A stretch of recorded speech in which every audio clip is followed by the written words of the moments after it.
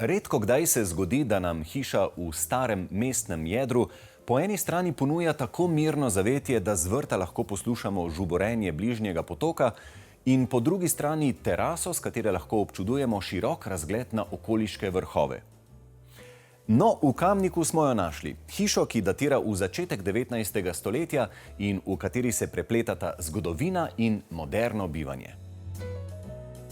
Tole kraljestvo, ki ga vidite za mano, je zraslo po manj kot letu dni intenzivne prenove. Duša stare zgradbe je ostala nedotaknjena, dodana pa sta ji udobje in dovršenost, ki mestoma jemljeta sapo. Barbara in Tomaž, živijo. Tale vajna hiša, polna zanimive zgodovine, ima tudi zanimive prejšnje lastnike. Kdo je tukaj prej živel? Veliko ljudi je živel, ne. V bistvu prva omemba hiše je 1775, drugače pa 1825, ko se začne.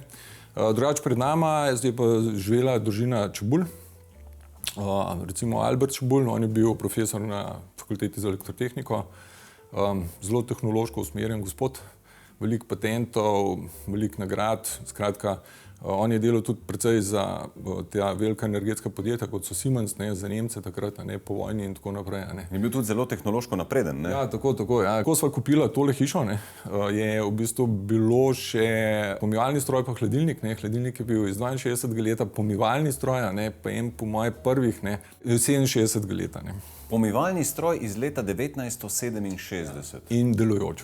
Ja, oni so imeli tudi, mislim, da eni prvih bazen v Kamniku, Skratka, v bistvu novotarije so bile kar del življenja, po moje, te družine, Ampak kako sta prišla do tega, da ste kupila tole, za marsikoga bi rekel, neobetavno, specifično hišo v nekoliko slabšem stanju, z enim čudnim podolgovatim tlorisom? Ja, nekako moraš videti, moraš imeti dobro domišljijo, da veš, kaj narediti iz ene take ruševine. Nama obema so, recimo, temu rečemo, ruševine res všeč. Prej sva v bistvu urejala eno zelo staro stanovanje in takoj sva videla potencial te hiše. In hiša ima svojo dušo, to je zgodovina še taka in taka, pa ogromno enih možnosti, kaj narediti iz tega. Pri prenovi, ki je trajala 9 mesecev, sta lastnika odlično sodelovala z arhitektom in hkrati nadzornikom Petrom Bulatovičem, medtem ko je bil za interjer zadolžen Robert Ramovš. Vse stene, tla, izolacije, hidroizolacije, vse to je bilo treba narediti na novo. Prav tako so na novo uredili ogrevanje, ki je zdaj talno v kombinaciji s kaminom. Za star način gradnje so bili značilni tudi majhni prostori, ki sta jih lastnika odpirala, tako da je sedaj hiša zelo prostorna in vzorčni primer, kako se lahko tudi iz stare nepremičnine izvabi funkcionalno bivanje. Se je vmes med prenovo pokazala še kakšna luknja, ki je zazijala nepričakovano? Treba je vedeti, kako kupiš staro hišo, ali je meščanska ali kjerkoli drugija, v bistvu te čakajo lahko presenečenja. Preden smo začeli delati, smo, tako temu oni rečejo, sondirali, smo pogledali, kakšne so sestave in tako naprej. Smo bili kar pripravljeni, je pa res, da kakšna stena se nam je kar podrla, V bistvu smo jo hoteli obnoviti, in je kar padla dol, Drugače, v starem delu res ni bilo nekaj veliko, razen hidroizolacije, ki smo jo mogli narediti, Začim nov del, je bil pa to pač tisto 57-58. leta, ko ni bilo nekega materijala toliko na voljo in se potem tudi iz sten videli, da so sestavljene iz kamnov, opek, lesa, raznih stvari, in ni bilo tako trdno, kot je pa recimo star del. Sicer pa so s prenovo želeli ohraniti čim več duha preteklosti. Tako so enaka ostala okna, vrata, ostali so velbi in podobne arhitekturne posebnosti, stopnice so originalne, v prvem nadstropju so ohranili del stenske poslikave iz leta 1875, ki so jo s posebnimi barvami ročno restavrirali 3 dni. Deloma so ohranili celo vrtno zasaditev prejšnjih lastnikov, denimo več desetletij staro glicinijo. Ja, glicina je že bila, ko smo mi prišla, je bila v polnem razmahu, in potem, ker smo začeli z obnovo, smo jo mogli pač porezati.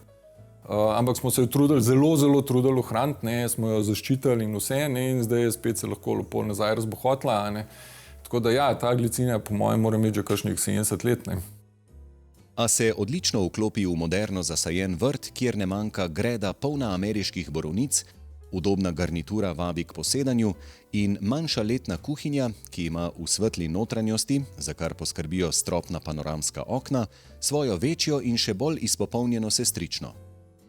No, tale kuhinja je pa tudi izjemno zanimiva, ni pa sama, ne, zato da je ona lahko tako lepa, skrbi še njena pomočnica, mislim, tisti pomožni prostor. Tukaj predvidevam, Barbara, da ste malo bolj vi, šefica.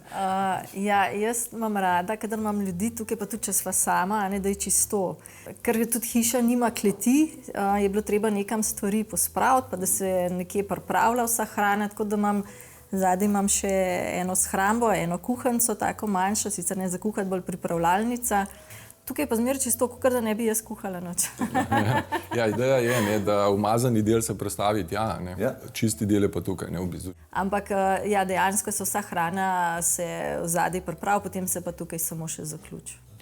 In potem pridemo do prav posebnega okna, ki je del kuhinje. To okno je bilo včasih naven, ne, verjetno? Ja, to okno je zunanje okno, tukaj se je hiša končala, ne. In zadnji je soba, ne, rečemo temu jedilnica, ampak je bila v slabem stanju. Potem smo pa mi to pač spet prenovili, ne, in zdaj je v bistvu tukaj vinska soba, ne. To je v resnici neke vrste okno v raj. V svojvrsten raj, ker takole tehnološko pa estetsko dovršene vinoteke po mojem mnenju še nisem videl. Tukaj ste pa vi ta glavni Tomaž. Ja, tukaj pa jaz, ja.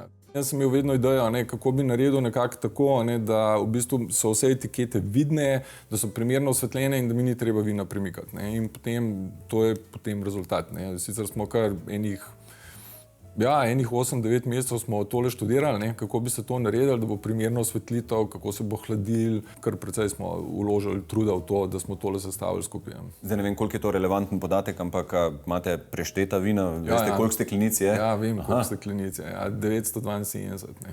Ojoj, to je pa prava mala banka. Ja, kar velikih je, 972, ja. Iz vinske sobe se po lesenih stopnicah povzpnemo v prvo nadstropje, ki je zelo zasebno in kamor lastnika, razen v sobo za goste, ne vabita nikogar, saj gre za njun intimni del hiše. Sestavljajo ga na eni strani veličastna kopalnica, spalnica in sodobno organizirana garderoba, medtem ko sta soba za goste in pisarna oziroma knjižnica opremljeni bolj v starinskem duhu. Mi smo probali v starem delu hiše, ne, čim bolj ohranjati ta starinski pridih, ne. In v bistvu to je pač dediščina starih staršev, ne. Pač dedek po očetovi strani, na steni so pač medalje, ne, ki jih je dobil kot vojak v Avstro-Ogrski vojski, ne, pa v bistvu ob 60-letnici vladanja Franca Jožefa. Še od kralja Petra je dobil medaljo za zasluge, ne. Potem pa vse taki detajli so, ne, od babice lastenc, pa od očeta bankirska svetilka. Probala so ustvariti čim bolj star pridih, no, da so izkoristila stvari, ki so v družini, ne. In če se vzpenjamo višje po hiši, smo čedalje bliže nebesom in čedalje bliže razvajanju, užitkom, wellnessu, pa tudi neke vrste duhovni telovadbi, ne. Ja, res je. To je bila pa moja vedno velika želja, da bi imela en prostor, kjer bi lahko ali telovadila ali izvajala jogo, po možnosti se savnala in to so pa res zame nebesa, da sva imela možnost to narediti. Kako pogosto pa izvajata tam jogo ali skupaj ponovadi telovadita? Probava 2-krat tedensko izvajati na domu, jaz pa hodim še v en studio na hot jogo, 4 do 5 na teden delam jogo. No, in potem, ko prideš ven iz vajine telovadnice, iz joga studija, stopiš na teraso s najlepšimi možnimi razgledi. Ta del naju je kupil. S tem Dejansko delom res, naju je v bistvu hiša kupila z razgledom. tam so res najlepši razgledi, od Krvavca do kompletnih Kamniških Alp, Velike planine, pa potem prek Tuhinjske doline, pa na to stran na Stari grad. Skratka, v bistvu 180-stopinjski pogled, res fajn, no. In ni ga lepšega kot ob takšnem razgledu pojesti zajtrk in začeti dan z zavedanjem, da se trud, ki ga vložimo v kakovost našega bivanja, vedno obrestuje.